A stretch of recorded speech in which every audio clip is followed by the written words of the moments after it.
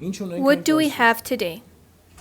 Over the years, Azerbaijan, its military political leadership was driving itself into a dead end. But recently, that dead end started to produce some different results. And overall, they have closed all the various avenues to maneuver for themselves. What is this referring to? One would have to be unbelievably short-sighted, and one would have to be completely motivated by other factors in order to allow Turkey to have the level of involvement that Turkey has achieved today in this endeavor. I want us to imagine Azerbaijan's calculations very clearly, that Turkey is working for its interests. Time will show that even in that, Azerbaijan's military political leadership made a rather big mistake. Right now, Turkey is involved in this conflict. It is involved in pursuit of its interests, mainly for the pursuit of its interests. All other formulations, one nation, two governments, brotherhood, etc., for the most part, all of these are false. Turkey, with all of its anti-Armenian diplomacy, work, propaganda, coercion policy, has found a new opportunity, a new tool to carry out the anti-Armenian policy it has adopted since the independence of our republic. Azerbaijan encouraged that, Azerbaijan involved Turkey, Azerbaijan allowed that. In no way, that same Azerbaijan, the country of Azerbaijan, in no way does it have any chance to come out of this as a victor. Why am I saying that Azerbaijan's military political leadership literally drove itself into a dead end? Look, this is discussed a lot, but let's try to take a closer look here. For a second, go back, take a look, although it's repeated every day, Azeri rhetoric. It's either we will have this thing, an ultimatum, or there is no point to these negotiations. There isn't even the comprehension that the point of negotiations is that they should make sense not only to you. That is, this concept of worshipping more, the notion that it's possible to dictate an agenda of blackmail and intimidation to the international community has slowly deprived Ilham Aliev of all maneuvers. A direct call should be made, as much as it will reach to the Azeri people and public, and first of all to the ethnic minorities living there. I fully support the reference to this topic made by the National Assembly of the Republic of Artsakh. This is not your war. This war is yet another war to multiply Ilham Aliev's fortune by 1,000-fold. The same Azeri soldier who dies in a tank, dies in a helicopter, dies on the battlefield, increases Ilham Aliev's motivation to sell this to his people and to obtain a new opportunity to spend billions to buy weaponry, when in reality he's not spending it at all. Ilham Aliev multiplies the capital. This is an operation to multiply Ilham Aliev's capital. This is not the Azeri people's and public's war. And primarily, this is not the war of Azerbaijan's ethnic minorities. Because even that, I don't even know what word to use. The devious impulsion of creating some kind of a column, an echelon, in the following order. First, the mercenaries. Mercenaries, by the way, I want to invite all of our attention to this. When the Armenian sides were talking about mercenaries, in some news sources, in some international opinions, there was an element of mistrust. Today, in fact, even the Russian Federation at an official level refers to this, and now the President of France is referring to it, that in fact this information exists. Mercenaries for what? In this yet another bloody gambit, to conceal the element of responsibility.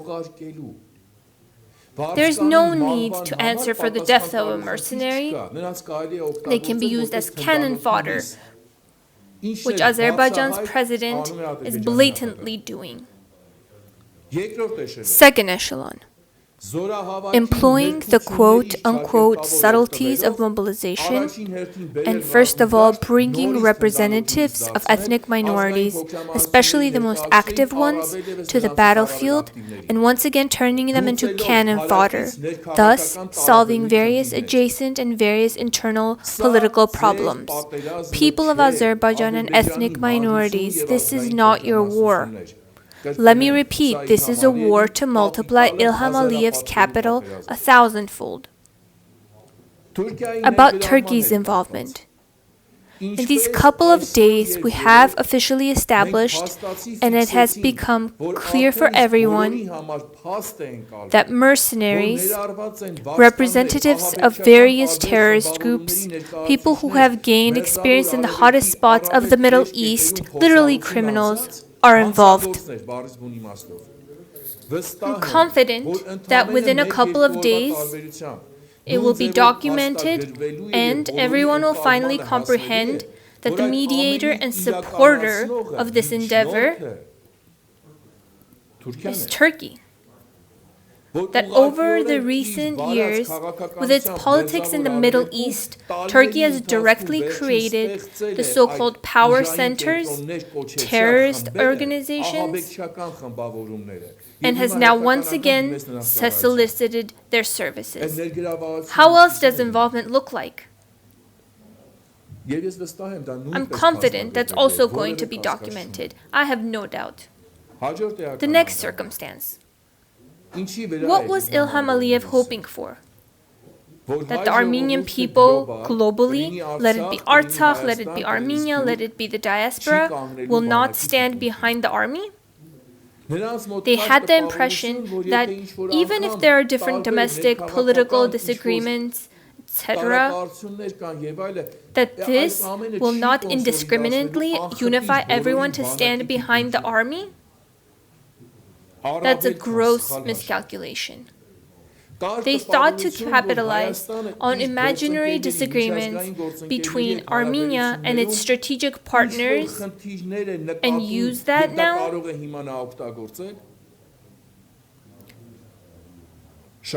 We should clearly state here, relationships with partners, military partners, neighbors, friendly countries, allies, are not created in a day, not in a year, neither are they subject to specific individuals. This is also an essential mistake made in the calculations of Azerbaijan's military political leadership. And obviously, Armenia will use the entire potential of these ties and alliances to come out of this conflict with its head held high and even stronger than before.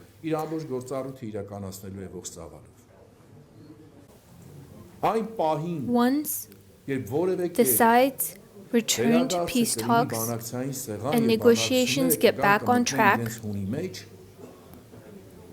it should be clear for everyone, us included, that Turkey cannot have any relationship to the process related to Karabakh. We see and feel that proof on our own skin today.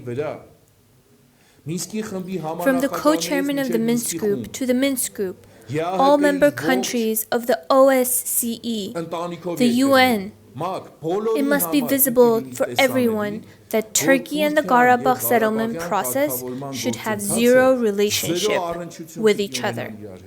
Zero relationship.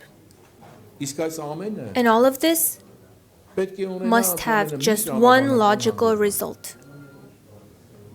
Azerbaijan must be punished in all areas, be it political, including the negotiation process, be it informational,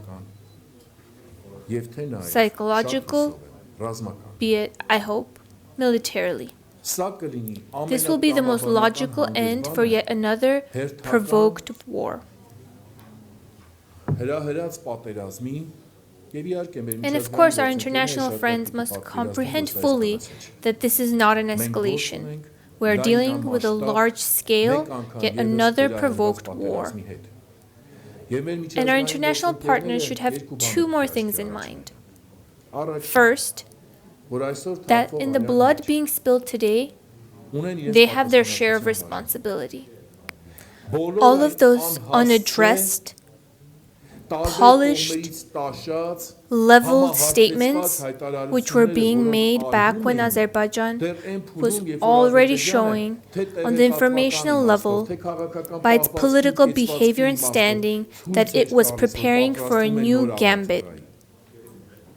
If all those responses were addressed properly, it's possible that something could have been prevented.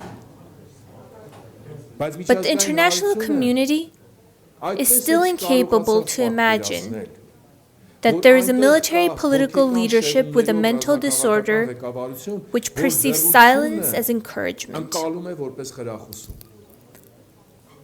The second essential factor.